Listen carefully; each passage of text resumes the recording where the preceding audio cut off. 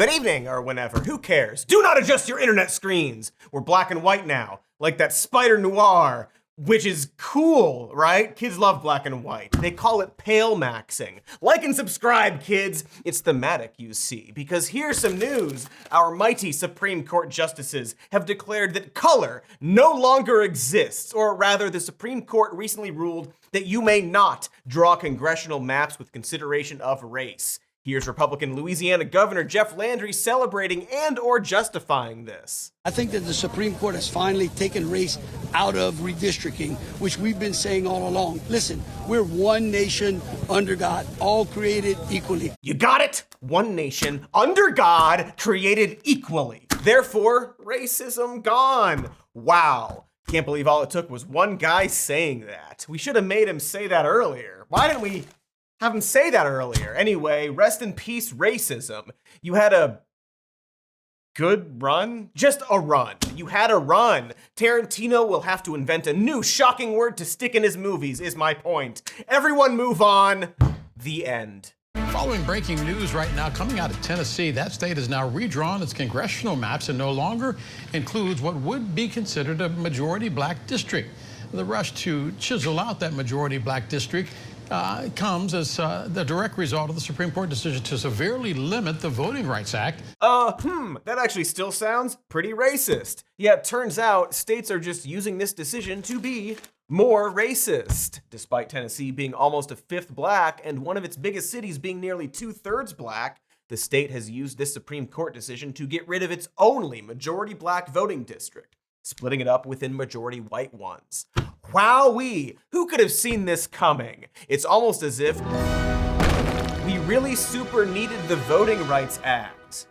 What? You swap back to color? Goddamn kids these days wanting pigments. Pigment mogging us. Anyway, voting. Not for everyone anymore, it seems. To give you some background, in Louisiana v. Callais, the Supreme Court justices were deciding whether or not a recently adopted voting map by the Louisiana state legislature qualified as a racial gerrymander. See, a few years ago, a group of black voters sued the state over a previously passed map which only allotted one majority black voting district, despite the state being 1/3 black. The lower courts agreed that this violated Section 2 of the Voting Rights Act. So the state passed a map with 2 majority black districts. Then, a group that described themselves as non-African American, and which I will describe as honkies, also sued the state, saying that the 2 majority black districts effectively amounted to a racial gerrymandering. So, even though the state still contained a majority of white voting districts, these honkies were arguing that the state was doing some sort of reverse racism. That's what started all of this. A group of white people complained, as they do, that an effort toward equality was actually anti-white oppression, and then took it to the Supreme Court, which we all know is really unbiased and good about these sorts of cases. Flash forward to now-ish, and conservative Justice Samuel Alito, King Honky, wrote in a 6-3 decision that yes, Louisiana's voting map was indeed racial gerrymandering, and that Louisiana had overcorrected when trying to come into compliance with the Voting Rights Act.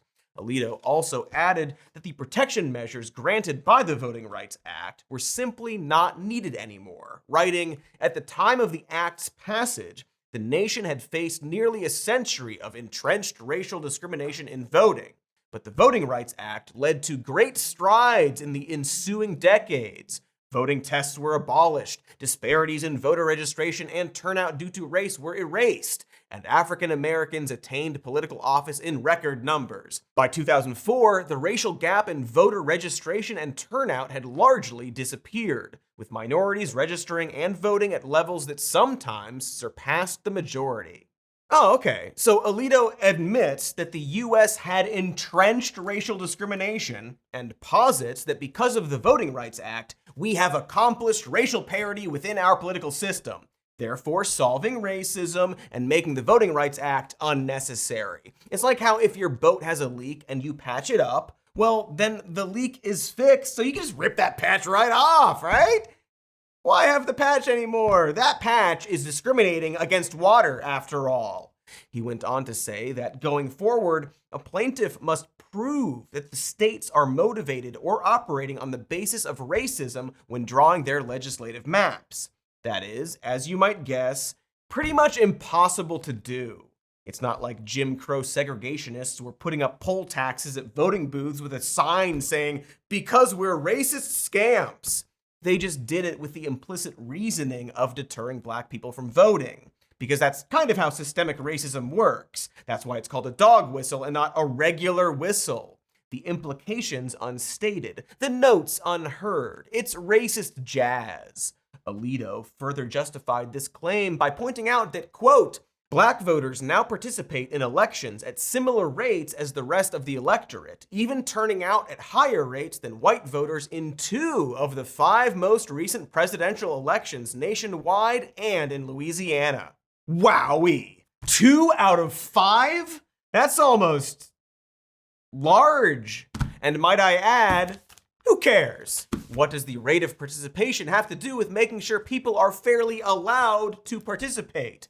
He's acting like it's a nightclub or something. Also, Alito is cherry-picking the 2008 and 2012 presidential elections, where black voters did participate at virtually the same rate as whites for the first time in history.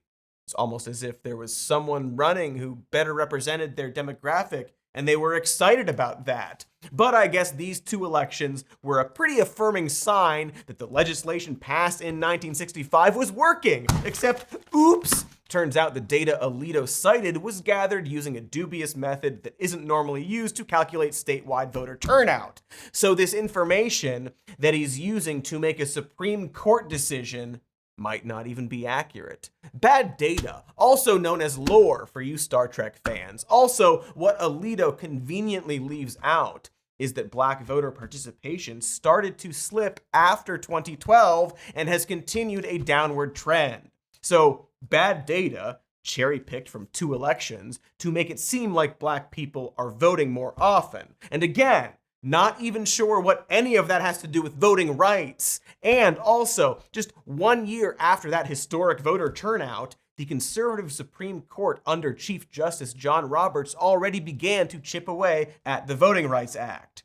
Almost like people got scared at how many minorities were voting.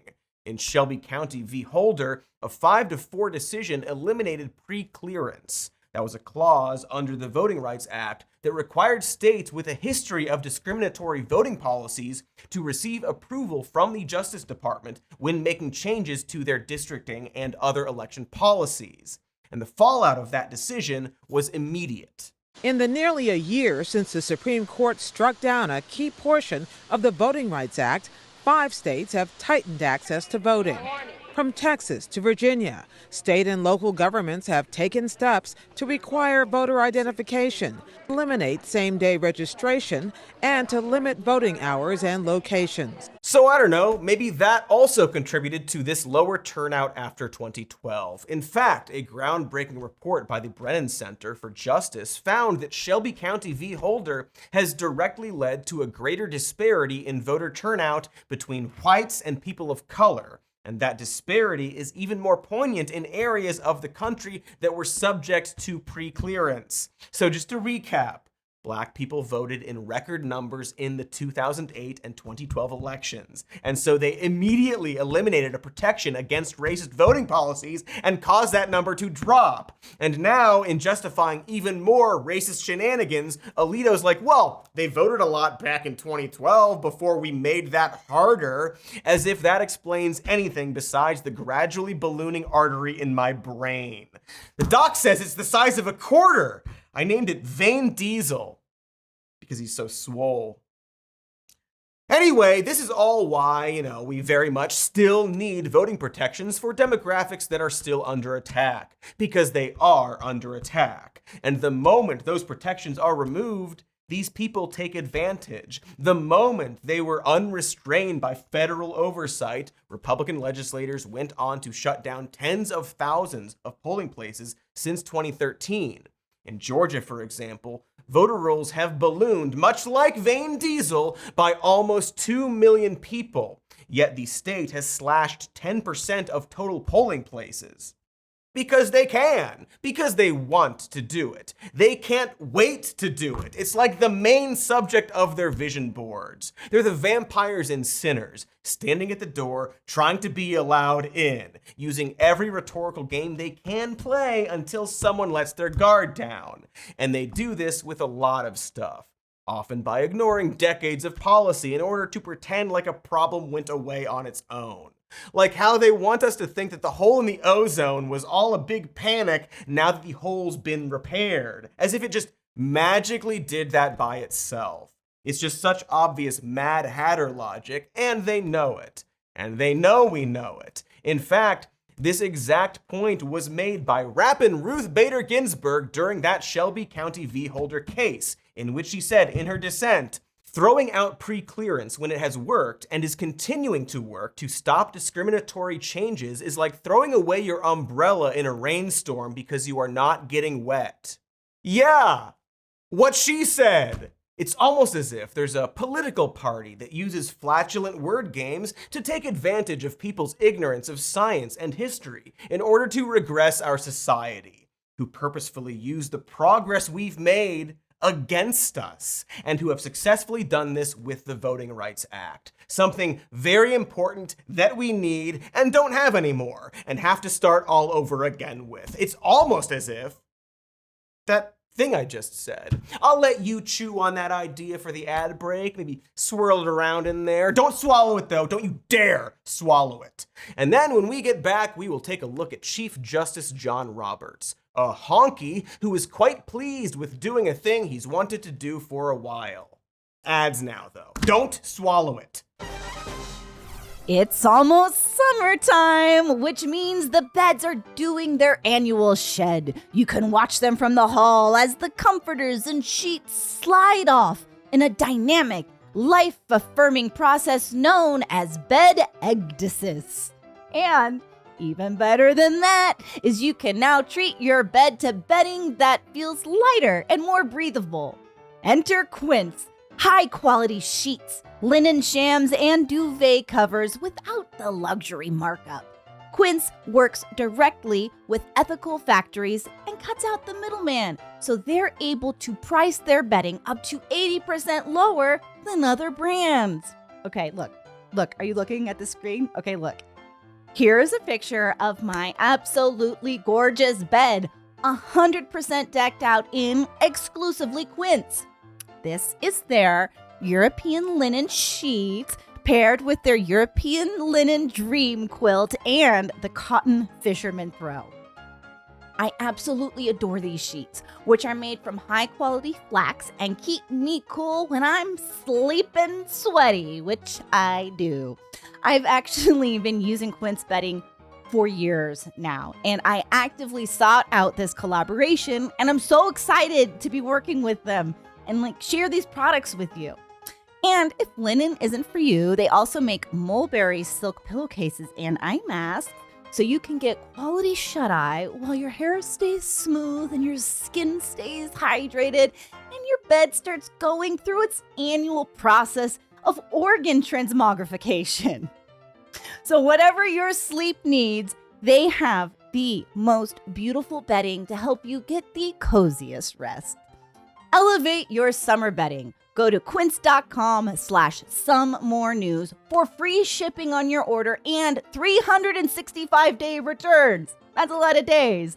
Now available in Canada too. That's QUINCE.com/somemorenews for free shipping and 365-day returns. Quince.com/somemorenews. Now excuse me, I need to go take a real cozy nap. That bed's a calling. Be honest. You've been putting off going to the doctor. You'd rather just Google your symptoms or ask one of the chatbots if you can cut it off yourself and move on with your day. For the record, do not cut it off yourself. because you don't have to procrastinate anymore. ZocDoc is a free app and website that helps you find and book high-quality in-network doctors so you can find someone you love. They'll help you book in-network appointments with more than 150,000 providers across all 50 states, whether you're looking for dermatology, dentistry, primary care, eye care, or one of more than 200 other specialties. No more asking the DoorDash search bar what that thing is on your back. Those days are over. With ZocDoc, you get thousands of verified patient reviews, and appointments are frequently made within 72 hours, and sometimes even in the same day. It's time to stop typing your symptoms into the Roku app and then trying to eat your phone, thus necessitating a second doctor's visit. Stop putting off those doctor's appointments and go to ZocDoc.com/more news to find and instantly book a doctor you love today. That's ZocDoc.com/more news. ZocDoc.com/more news. Thanks, ZocDoc, for sponsoring this message. Okay, swallow. Voting rights. We were discussing how conservatives have a habit of regressing the country by using our progress as proof that we no longer need that progress, and how they're doing this, important detail, on purpose. And in fact, their lust to take away our rights is exactly why we needed laws to maintain those rights in the first place. It's like the country is one big MC Escher drawing, but without the fun parts where you walk on the ceiling, like that spider noir. Why not me? I've been bitten by tons of spiders. Why not Cody?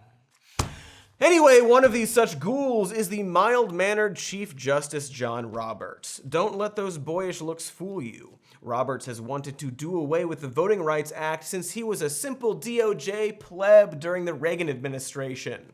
Then, just in his mid-20s, Roberts was assigned to make the case against a recent proposed amendment by Congress that would strengthen Section 2 of the Voting Rights Act.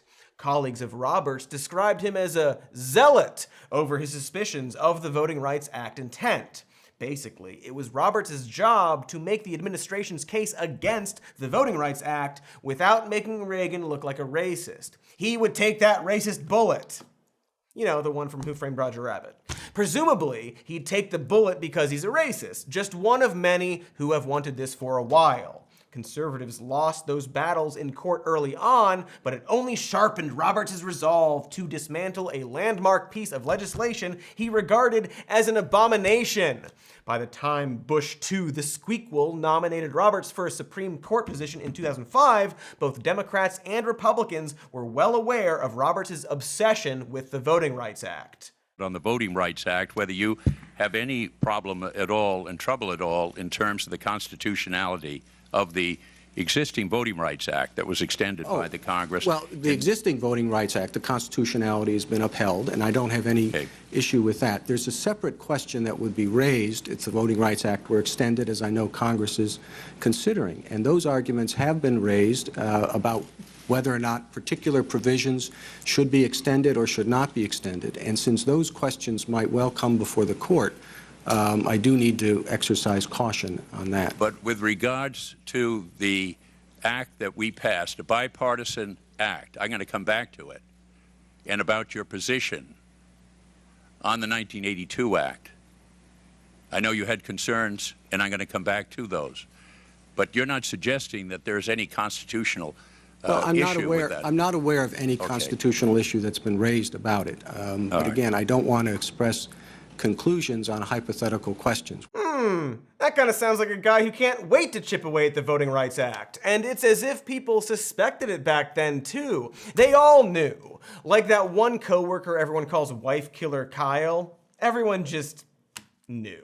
Maybe we should have paid attention to those people. Senator Kennedy and other Democrats were grilling Roberts during the Senate confirmation hearings because Roberts had a long history of fighting against the progression of the Voting Rights Act. In fact, we can trace the same shitty arguments that Roberts made back in the 1980s to what the conservative justices have said today. For example, during Reagan's first term, Congress was looking to shore up the Voting Rights Act by restoring the effects test, which basically means that if a certain state election law has the effect of diluting minority voting power, then that law would be unconstitutional under the Voting Rights Act. In other words, it doesn't matter what the intentions of a law is, if the effect suppresses votes, you can't do it. A good way to, stop racist laws disguised as something else. But Reagan's Justice Department, along with a young staffer, John Roberts, preferred that the Voting Rights Act had an intent test, meaning that you would need to prove that lawmakers were passing voting laws with the intent of discriminating against minorities.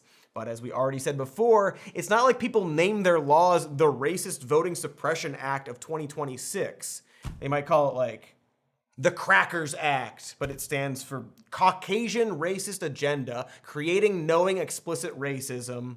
Super.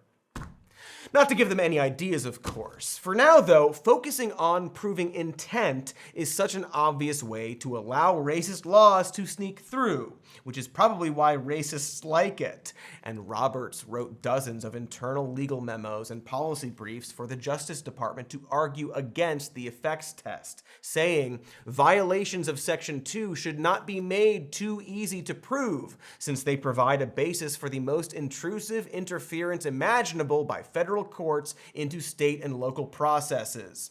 Because, don't want the federal court to decide things that affect the country, I guess. Of course, Congress ultimately voted to restore the effects test, but Roberts gained significant clout among the conservative movement for his effort. In fact, Democrats hammered Roberts on this specific policy during his 2005 confirmation hearing.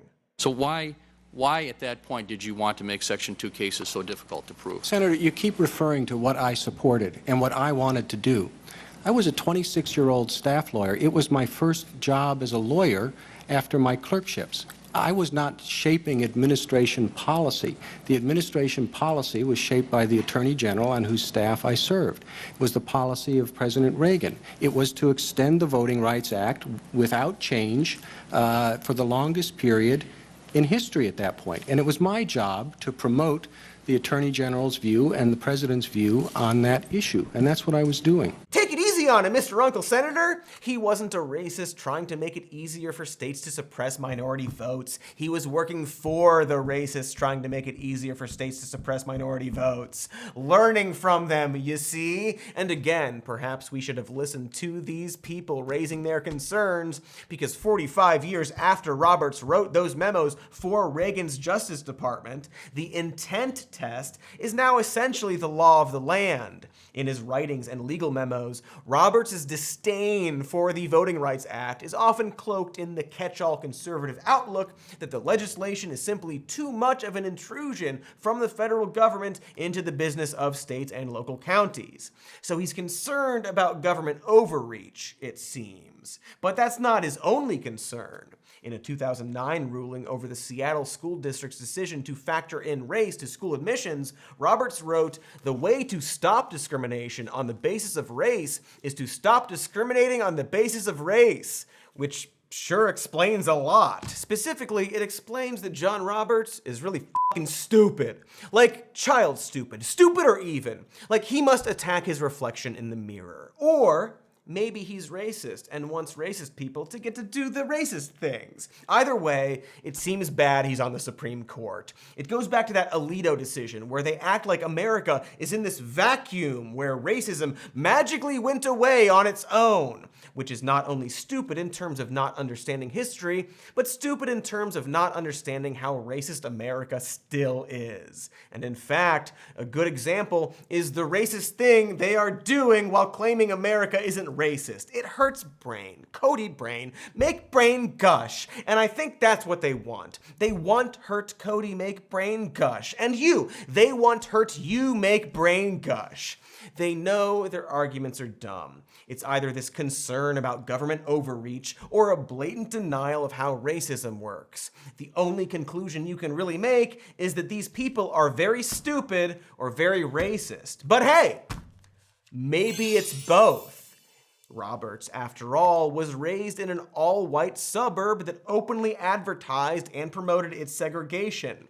He then went to an all-boys Catholic boarding school and then off to Harvard. After law school, Roberts chose to clerk for Supreme Court Justice William Rehnquist, a very racist guy who had a long history of not only undermining civil rights in the U.S., but of being an active participant in harassing minority voters at the polls. In other words, Roberts is a bubble boy, specifically a racist bubble. His entire life has been cordoned off from the realities of race and what societal disadvantages it might bring. He was then mentored by men who saw the advancements of civil rights as a detriment to society.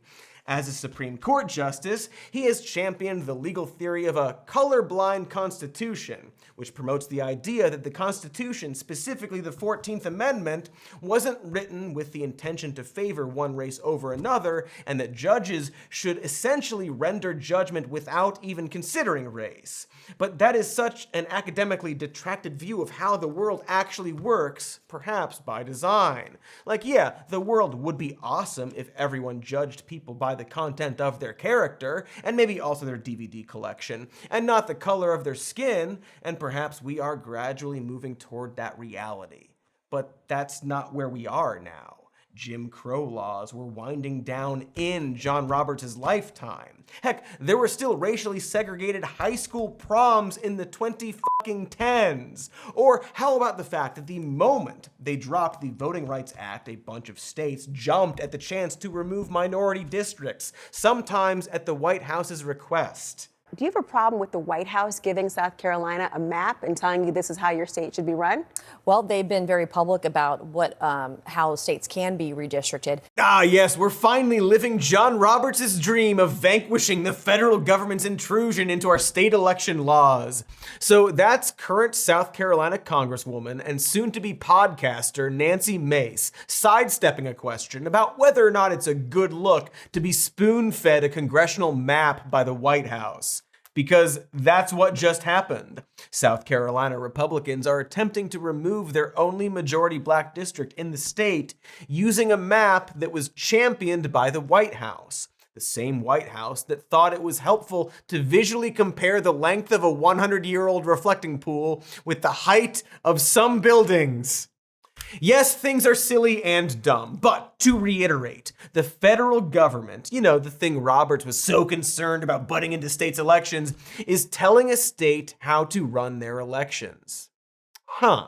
It's almost like they don't actually care about government overreach, and this was more about, in the most good faith interpretation, rigging the elections to favor conservatives, which happens to coincide with removing minority districts. How about that? And they know they are doing it. They don't care that we know. Tennessee Representative Marsha Blackburn posted a picture of an all-red congressional map on social media just a few hours after the latest Supreme Court decision, saying it's essential to cement at real Donald Trump's agenda and the golden age of America. A map which it turns out was also probably made in conjunction with the White House. Or rather, Republican lawmakers in the state didn't answer where or when that map originated, but told reporters that it was drawn with consultation from the White House. You think? You think the map Blackburn tweeted out and said was essential to cement Trump's agenda was perhaps made in consultation with Trump? So multiple redistricting maps have seemingly been created in conjunction with the president, specifically to give his party an edge in upcoming elections. Boy, that feels fucking illegal. And actually, just 7 years ago, a congressional lawmaker openly bragging about passing a hyperpartisan redistricting map at the direction of the president would be considered unconstitutional. Would be. Because wouldn't you know it, back in 2019, the Supreme Court effectively gave their stamp of approval for partisan gerrymandering. At the time, they were looking at two state gerrymanders, one that gave Democrats an edge in Maryland, and another that gave Republicans a dominant majority in North Carolina. Writing for the majority opinion on that case, John Roberts admits that the maps are highly partisan, but the courts had no directive to address it. quote, "We have no commission to allocate political power and influence in the absence of a constitutional directive or legal standards to guide us in the exercise of such authority." What? He's basically saying that they don't, know how to decide if a map is too partisan.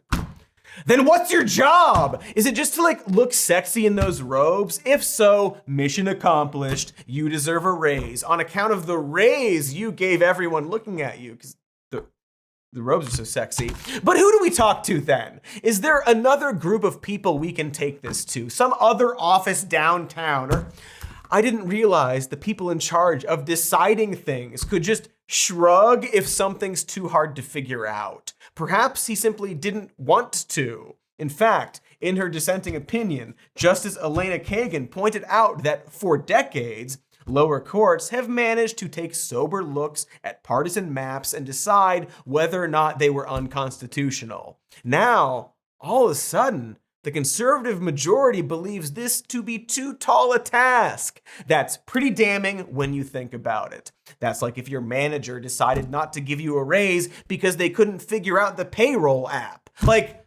Learn it then, dude. That's your job. It's almost, hear me out, it's almost as if John Roberts' real job isn't to decide the constitutionality of laws, but actually to exist as an operative for the Republican Party, a legal conduit or obstruction, depending on what they need to accomplish or not accomplish. There's this thing called the Purcell Principle. I know it sounds like the worst John Grisham book, and maybe it is, but it was created by the Supreme Court back in 2006. And it states that the courts can't suddenly change the rules to an election at the last minute, as in when it's too close to the election itself. Except they didn't specify what close means there. Is it a week? 6 months? They didn't say. Perhaps on purpose, because since that ruling, the Purcell Principle has been conveniently used by the Supreme Court when it benefited the Republican Party and ignored it when it would help the Democratic Party. They cited it back in 2020 to disallow an extension for voters to send in absentee ballots in Wisconsin due to COVID. But they conveniently forgot about it when allowing Louisiana and Alabama to draw brand new maps after primaries in those elections were already underway. In Alabama, they even threw out ballots to restart the process. Really seems like that violates the Purcell Principle, you know? It's a rigged game. It's freaking 3-card Monty. Ring toss at the carnival. Roberts knows it. That's his actual job. It's why his opinions seem to turn on a dime and are based on an alternate reality where racism doesn't exist and politicians are but sweet cherubs. The little baby kind, not the fucked up H.R. Geiger ones with 4 faces and claw dicks or whatever they got down there. I haven't checked and I will not check until later. And I can't stress enough, Roberts knows what he's doing. He knows that there are wolves at the door and he is opening that door for those wolves. We're gonna go take another break, the ad break, and then when we come back, we're gonna talk about one such wolf. Enjoy these ads or don't. I'm not your lord. Am I? No, I'm not your lord. You've got an upstairs you and a downstairs you. That's just life. For example, upstairs you likes watching the short-lived ABC show Dr. Odyssey, starring Joshua Jackson, where he plays a doctor on a cruise ship. But downstairs you, enjoys fantasizing about what if Joshua Jackson was your doctor? I need some Robitussin, Dr. Odyssey. You are allowed whatever your downstairs you is all about. And that's why I want to talk to you about Bellesa, a company that's completely flipping the script on sexual wellness. You've certainly seen their viral toys on one of your various algorithms optimized for downstairsness. There's the Blow Pro, the most advanced simulator yet. We are talking rotation. We are talking thrusting. We're talking vibration. Your downstairs you will be practically screaming, "I loved you in the skulls, Dr. O!" There's also the air vibe, a discreet little number that delivers dual stimulation with 5 different modes for both suction and vibration. Oh, with Bellessa, you're never that far from a downstairs after party. That's just life. And of course, we had to hook all of you up.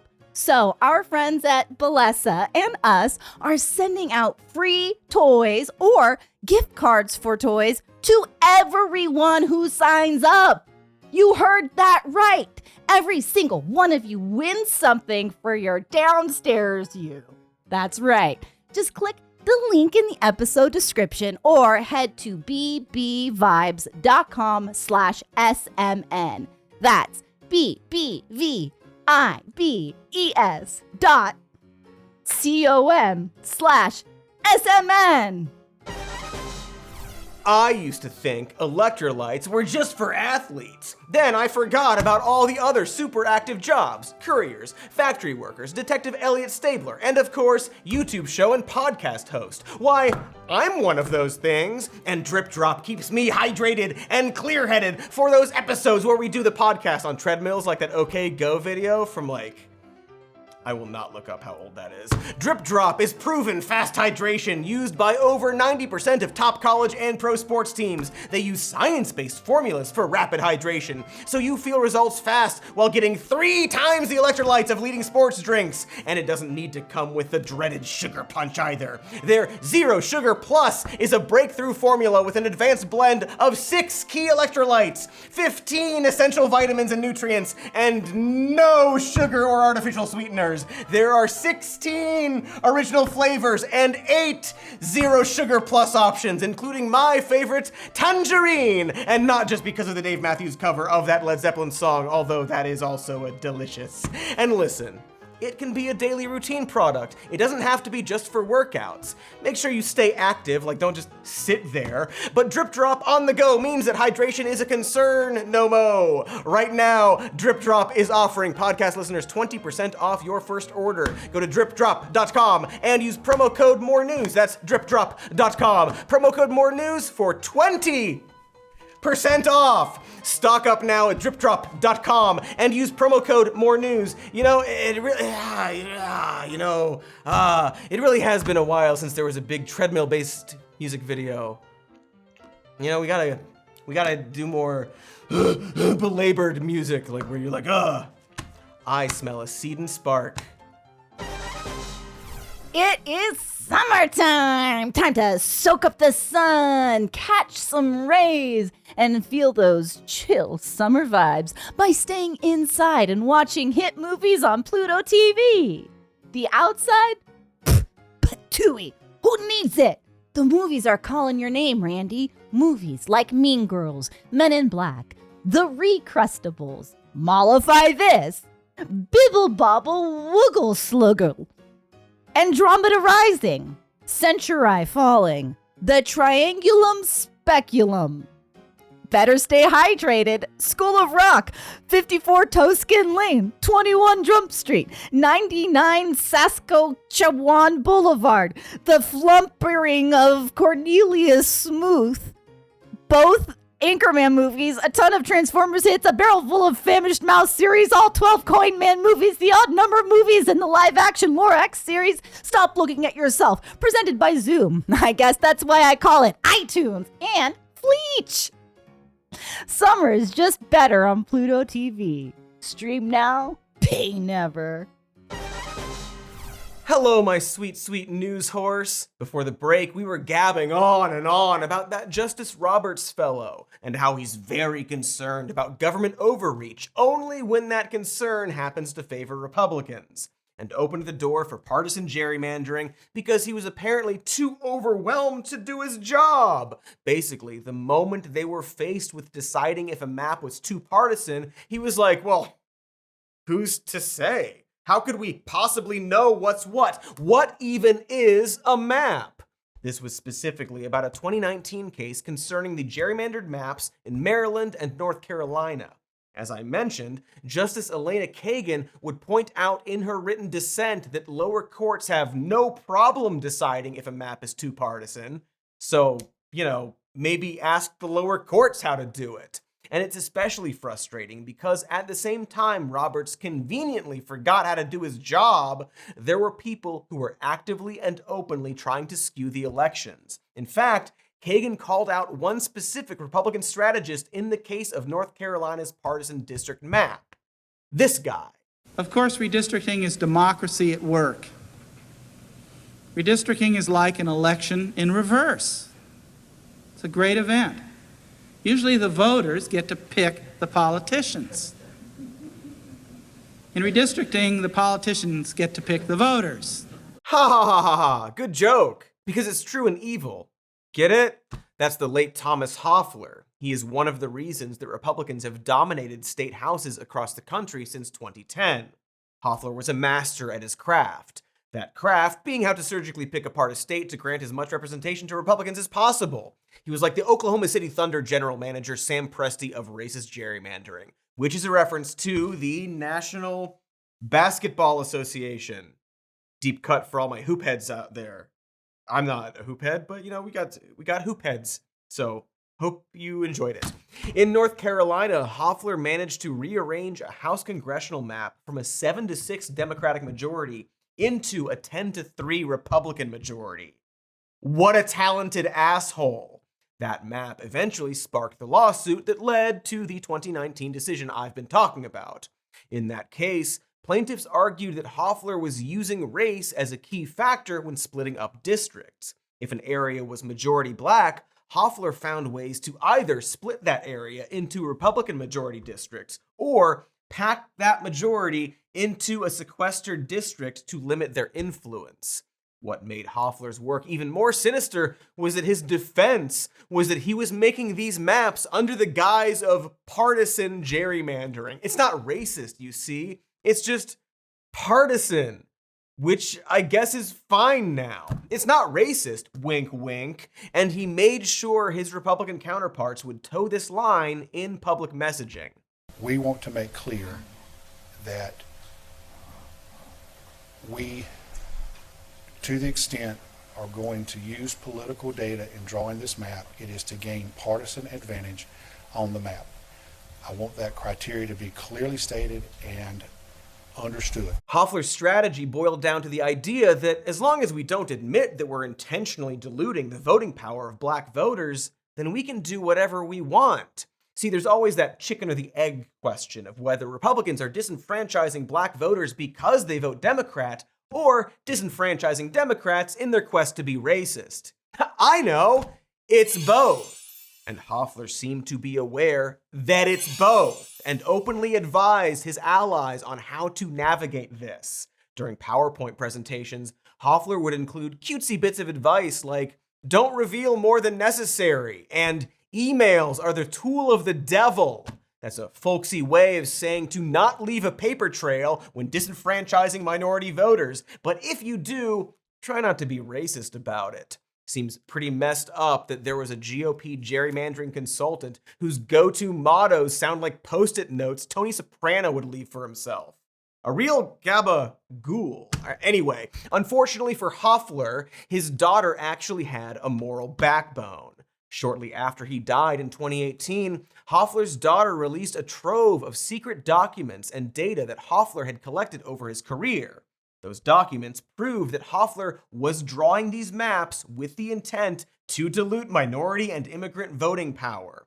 But despite all of that, the conservative majority still gave states carte blanche to gerrymander to their heart's desire as long as they said it was for partisan purposes.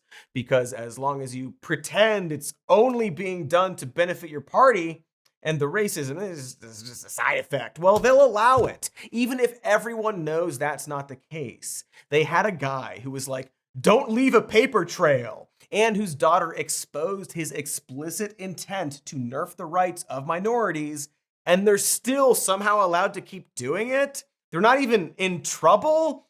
Vin Diesel feeds. And this is why it's so blatantly disingenuous to pretend like racism is somehow over. They literally have written evidence that the people in charge are doing it because of race.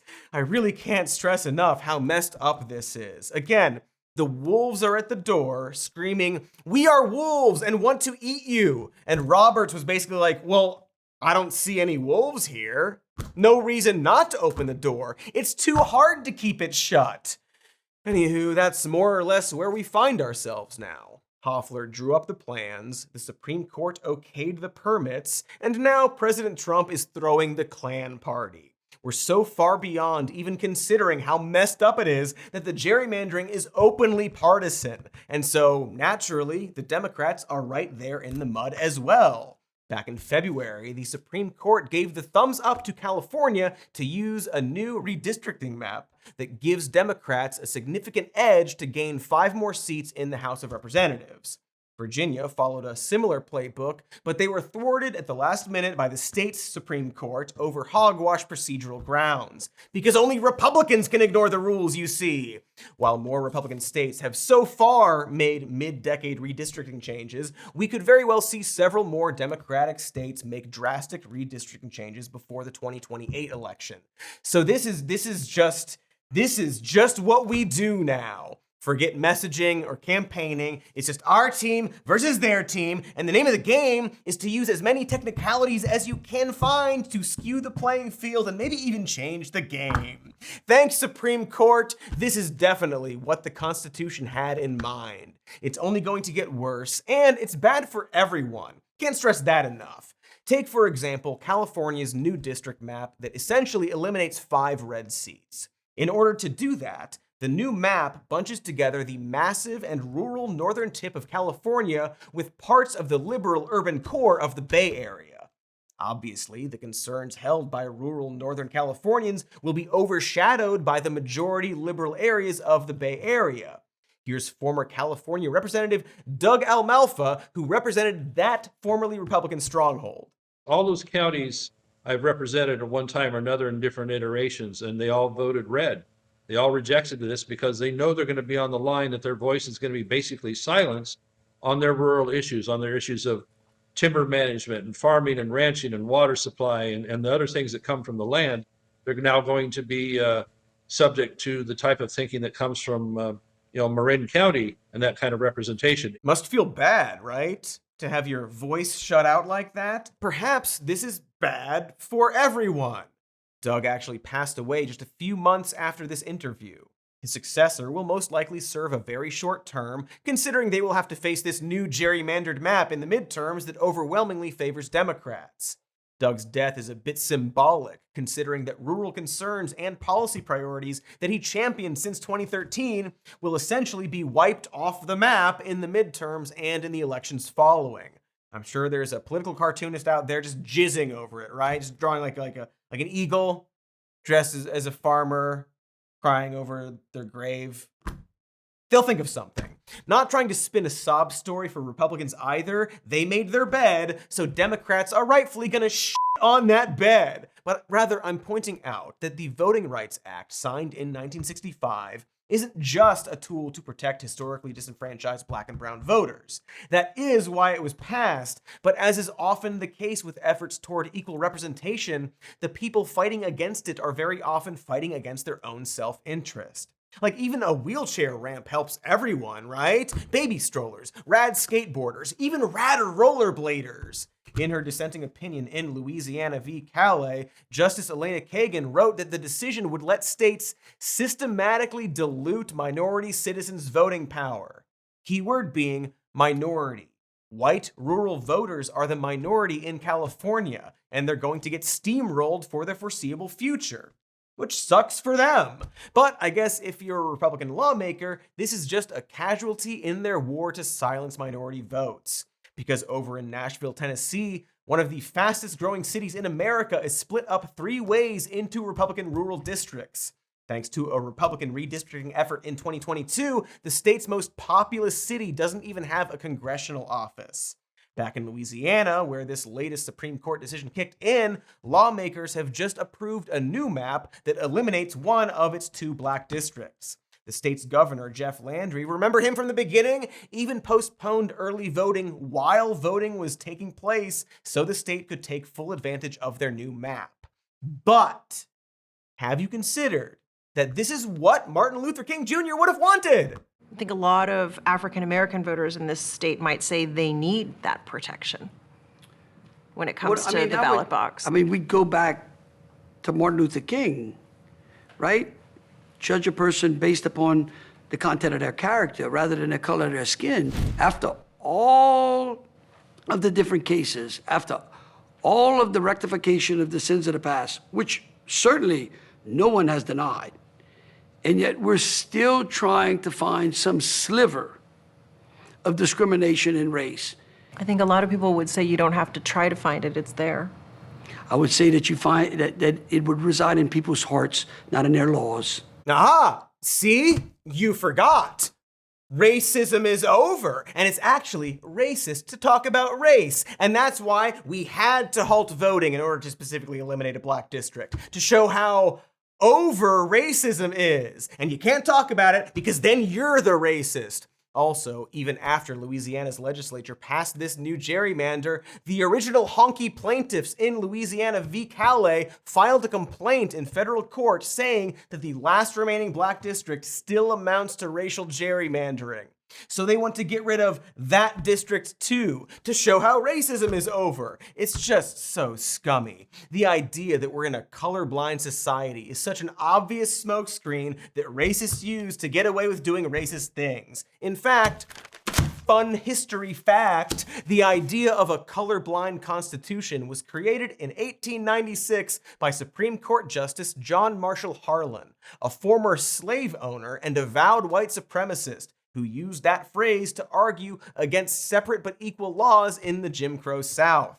Harlan believed that whites naturally were and would be the superior race in the United States, and they didn't need to have constitutional laws to enforce that hierarchy. Quote, "The white race deems itself to be the dominant race in this country, and so it is in prestige, in achievements, in education, in wealth, and in power.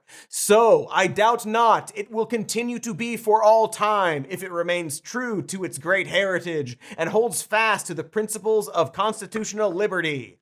Harlan advocated for a colorblind constitution because he ultimately believed that would be a better tool at upholding white supremacy than legalized segregation.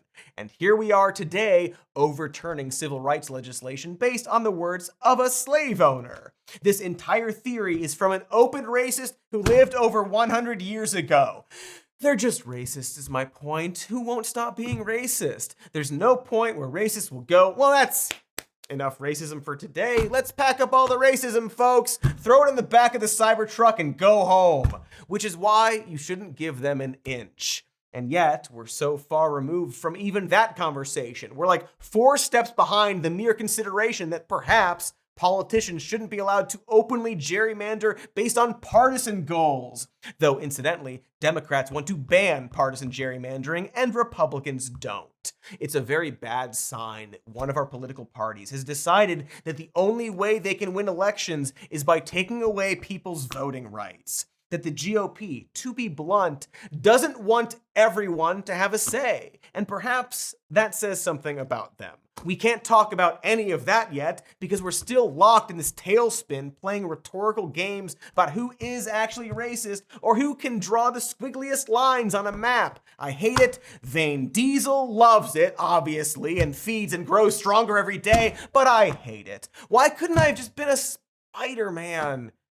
Go back to the black and white. I'm gonna go find some more spiders in the crawl space. Got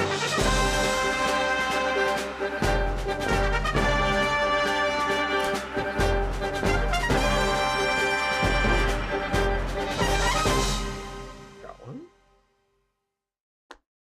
Bite me. Bite me. Bite me.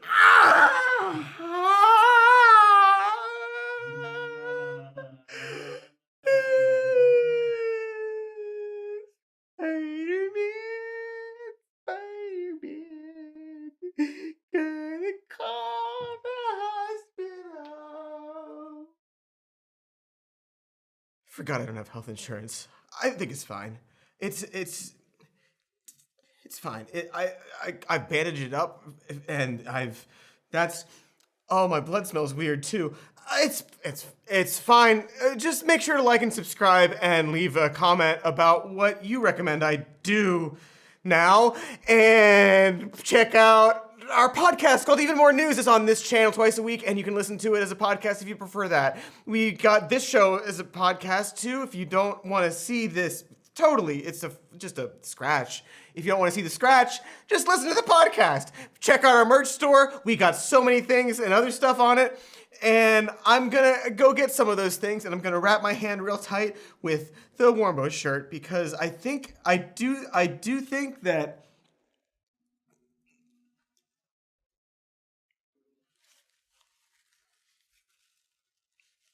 it's fine. My imagination is just too strong. It's fine.